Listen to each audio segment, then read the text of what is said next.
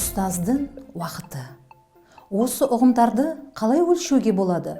Ол жеке адамның ғұмыр жасынан тұратын мәңгілік құбылыс па? Әлде ұстаздың кәсіби еңбек жолынан астарындағы сапалы білім мен тәрбие, шәкіртіне деген сүйіспеншілік, мамандығына деген адалдығымен ғана өлшенбейтін сырғыған секундтар, жылжыған минуттармен астасып жатыр.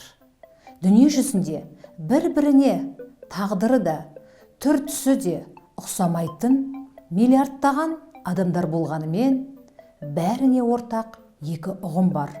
Ол ұстаз бен уақыт. Өйткені әр адам мектеп табалдырығынан аттап, мұғалімнің алдынан өтеді. Өзіне берілген уақытты мақсатына сай, өмірлік ұстанымның жолында жұмсайды.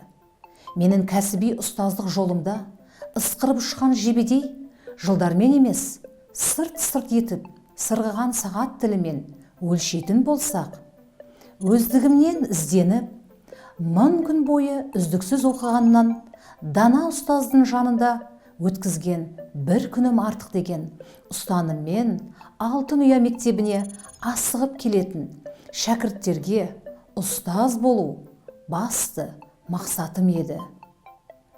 Жүрегімнің бір ғана мамандық иесі ұстаздық жолды таңдауымда дұрыс қадам жасадым деп ойлаймын.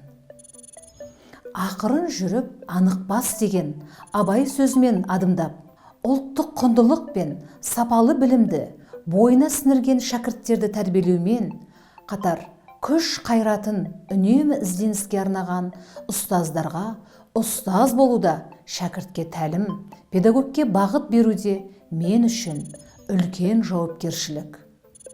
Мектеп білім ордасы, ал қоғамның болашағы білімі терең, азаматтық позициясы айқын, мәдениеті жоғары жастарды тәрбиелеумен тікелей байланысты. Біз өмір сүріп отырған 21 ғасыр озық ғылым мен білімнің, техника мен технологияның дамып келе жатқан заманы десек, тәуелсіз еліміздің болашақ иесі жас ұрпақтың бойында тұлғалық қасиеттерді ұштап, шеберлікті шыңдауда оқушы, ата-ана, мұғалім дейтін үштік одақтың үйлесімі үлкен рөл атқарады.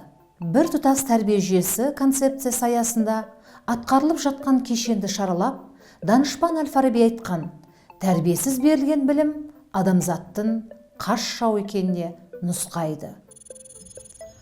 Ғаламның шырағы күн, адамның шырағы білім.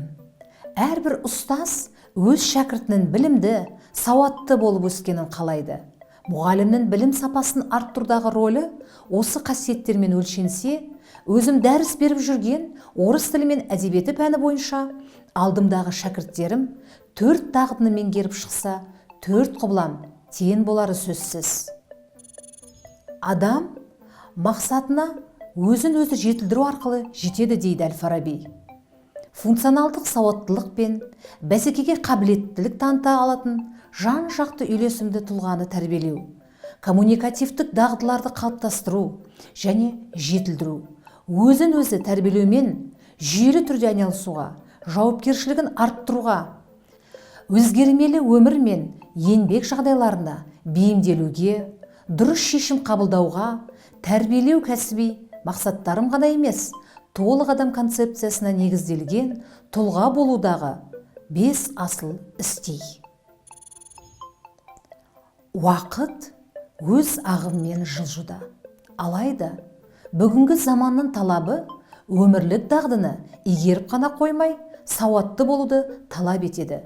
Біз азуы 6 қарыс елдермен теңесу үшін оқу үдерісін ұтымды ұйымдастыру, мүмкіндігінше жақсы нәтиже көрсету, функционалдық сауаттылықты арттыру, түрлі жаңаша білімге зейінді болып, тәжірибе тарату жолында ұстаздар қауымы тағы бір сатыға кәсіби тұрғыда өрлеп отыру заңдылық.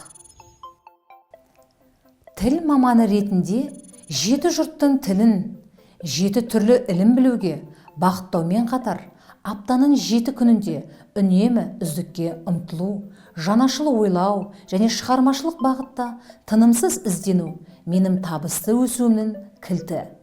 Шебер ұстаз заман талабына сай әрекет етіп, қоғам ағымынан қалып қоймай ілесіп отыратын, жаңа технологияларды игеріп, оны оқу қызметтерінде пайдалану алғанда ғана шебер болады.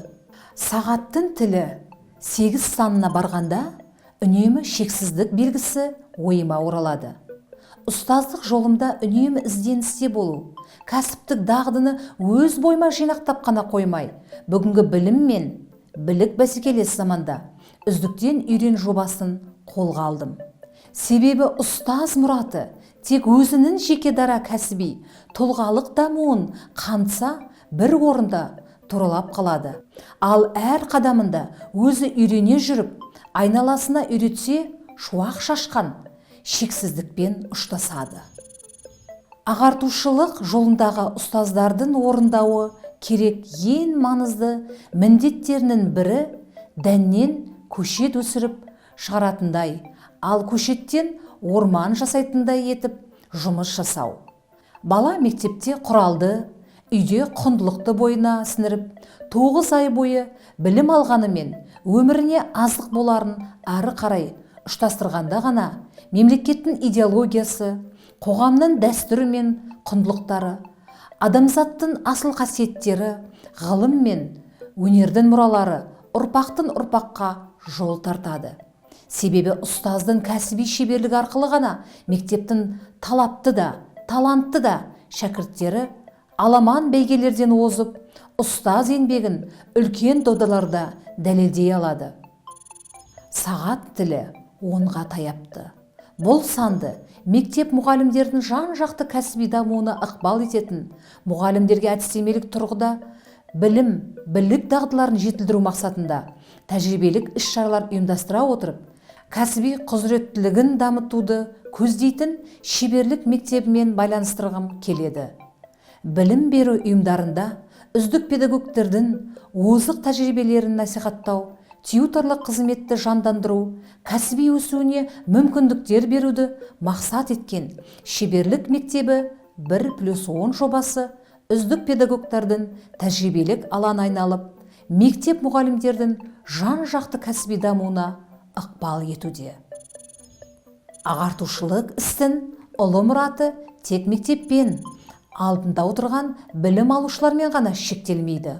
Отанымыздың озық ойлы азаматтарын тәрбиелеуде, заман талабына сай тұлға етіп қалыптастыруда, теориялық білімімді шыңдап, қоғамдық жұмыстардағы белсенділігім 11 саны іспетті, мектеппен егіз, қоғаммен жұптас.